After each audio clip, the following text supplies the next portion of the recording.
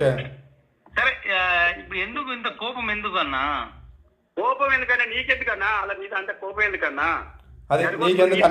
తప్పు జరగవచ్చు, జైలు వేయొచ్చు, దీన్ని చిప్పల పెట్టొచ్చు, కొట్టొచ్చు కూడా. నన్నే కొట్టంగా నేను కొట్టకపోతే ఏమవుతుంది కానీ కొట్టొచ్చు కూడా.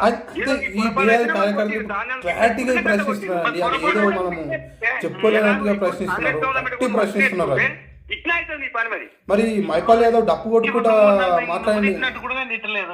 మరి ఈ విషయంలో చూడండి, మైపాల్ యాదవ్ డప్పు కొట్టుకుంటా విమర్శించింది కానీ మరి ఈ విషయంలో మరి మైపాల్ యాదవ్ మరి ఎందుకు డప్పు కొడతలేడు, ఎందుకు ప్రభుత్వాన్ని ప్రశ్నిస్తలేడు అని ఛానల్లో అయితే పబ్లిక్ ఇట్లా అడుగుతున్నారు అనేసి దాన్ని బీఆర్ఎస్ కార్యకర్త అడుగుతున్నాడు కాబట్టి దాన్ని మరి చెరిగివేడ చేశాడు.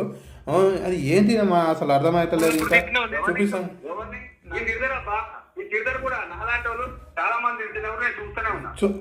చూస్తున్నా వేరే వాళ్ళని తిట్టకండి, ఎందుకంటే